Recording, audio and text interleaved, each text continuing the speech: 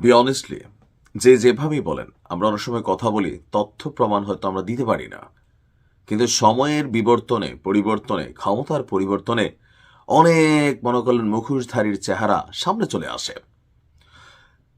5ই August পরবর্তী বাংলাদেশে একটা ভিন্ন ধারার সুযোগ ছিল, একটা নতুন বাংলাদেশের আসলের সুযোগ ছিল, কিন্তু যারা এই নতুন বাংলাদেশ গড়বে নিজেরাই দুর্নীতিতে জড়িয়ে পড়েছে। নির্লজ্জের মতন তাদের বিরুদ্ধে যখন নিউজ হয়েছে, তারা পদত্যাগ করেনি।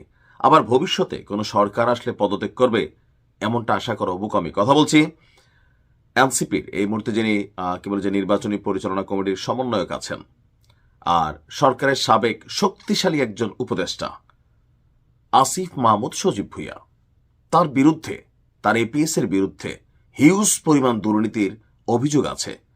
কিন্তু এটা প্রমাণ হচ্ছে না কেন? ইউনূস সরকার নিজে এখন ক্ষমতায় বসে আছেন, কিন্তু এই সরকার সরে গেলে আসিফ মাহমুদ সজীব ভুঁইয়ার বিচার এই বাংলাদেশের মাটিতে হবে। কথা এগুলো আমি বলছি না, কথা বলছে বিএনপিরই খুবই লিডিং একজন ক্যারেক্টার, এমনকি হবে যে 100% যদি দেশ ছেড়ে না পালায় যায়। কারণ বাংলাদেশে হয় কি, এরকম সিস্টেম হলে ভেগে ডেগে যাই আমরা, কারণ আমরা দুর্নীতিবাদ জাতি। আসিফ মাহমুদ সজীব ভুঁইয়ার দুর্নীতির বিচারের দাবিতে হুঁশিয়ারি দিয়েছে ছাত্রদলের কেন্দ্রীয় কমিটির সাধারণ সম্পাদক নাসির উদ্দিন। তিনি বলছেন যে বাংলাদেশের মানুষ দুদকের মাধ্যমে অবশ্যই তদন্ত করবে এবং আসিফ মাহমুদের এই দুর্নীতির বিচার বাংলার মাটিতেই হবে। দুর্নীতিকে আসিফ মাহমুদ করছে, তার যে এপিএস ছিল, যারা শত কোটি টাকার দুর্নীতির অভিযোগ ছিল, দুদক এটার ইনভেস্টিগেশন কি এখনো কমপ্লিট করছে? করে নাই। কেন? ক্ষমতায় এরা হ্যালো কাজ করতেছে, ভয় পাচ্ছে ইউনূস সরকার কোন দিকে মুভমেন্ট করে। দুদকে যারা কাজ করে তারা তো আসমান থেকে টপকানো কোনো ব্যক্তি না। এই দেশের মানুষ চাকরির প্রতি মায়া আছে, ক্ষমতাশীল মানুষকে ভয় পায়।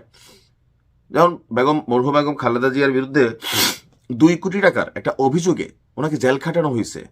তো সেই ক্ষেত্রে আসিফ মাহমুদ সজীব ভুঁইয়া তো ধরেন নেতার র্যাঙ্কিংয়ে এখন গণলে কার মতন, একটা ছাত্রদলের বা ছাত্র শিবিরের লোকাল একজন নেতার মতনই তার অবস্থান। ক্ষমতায় থাকলে সবার হিসেবে আলাদা।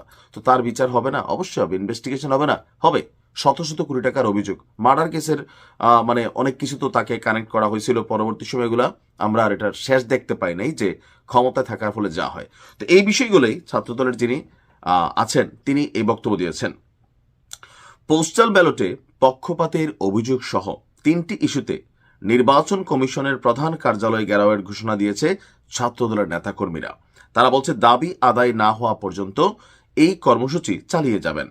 আসিফকে উদ্দেশ্য করে নাসির বলেন, জুলাই আগস্টে আপনি ভূমিকা রেখেছেন, আপনি নেতৃত্ব দিয়েছেন।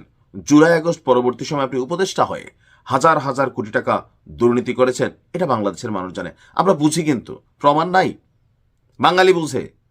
শুধু আসিফ মাহমুদ না, হান্নান মাসুদ থেকে শুরু করে প্রত্যেকটা আঙ্গুল ফুলা কলা গাছ হয়েছে, কারণ এগুলো তো চোখের সামনে। সার্জিস থেকে শুরু করে তাসনিম জারা এবং হাসনাত আবদুল্লাহ, আমার কাছে এই 2টা ক্যারেক্টার তুলনামূলকভাবে পরিচ্ছন্ন মনে হয়।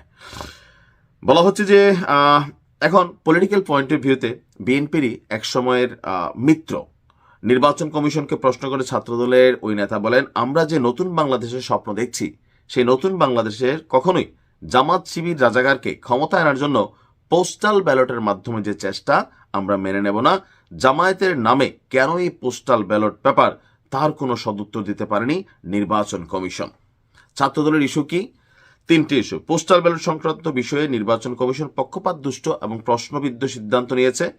নাম্বার 2, বিশেষ একটি রাজনৈতিক গোষ্ঠীর চাপের মুখে দায়িত্বশীল এবং যৌক্তিক সিদ্ধান্তের পরিবর্তে হঠকারী অদূরদর্শী সিদ্ধান্ত নিচ্ছে।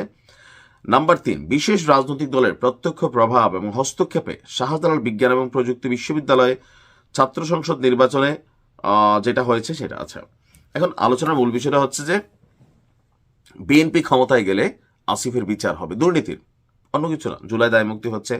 আমরাও চাই যে এই দেশে যতক্ষণ মানে কে কত ভালো, ভাই চেয়ারে না বসলে তো বোঝা যাবে না। চেয়ারে তো বসতে হবে, তাই না? আমরা যা আশা করছিলাম নতুন বাংলাদেশে যে একটা সিস্টেম তৈরি হবে, তৈরি হয়েছে। কিভাবে 17 মাসে 100 কোটি টাকার মালিক হওয়া যায়, এই সিস্টেমটাই তৈরি হয়েছে। মানে একটা এমপি সারা জীবন রাজনীতি করে 5 বছরে ভাই 50 কোটি টাকার মালিক হইতে পারে না, কিন্তু কষ্টকর, বুঝছেন? সবাই পারে না, কয়েকজন মন্ত্রী টন্ত্রী এদের হিসাব বাচ্চারা, কিন্তু এই ছাত্র উপদেষ্টারা হাতে গোনা 2-1 বাদ দিয়ে বাকিরা হাজার কোটি টাকা কিন্তু কামাই ফেলছে। ক্ষমতা বদলাইতে দেন, দেখেন কেমনে ব্যবসায়ী থেকে শুরু করে সবাই মুখ খোলা শুরু করে। সময় আসবে, সময় পরিবর্তনশীল। ভালো থাকুন।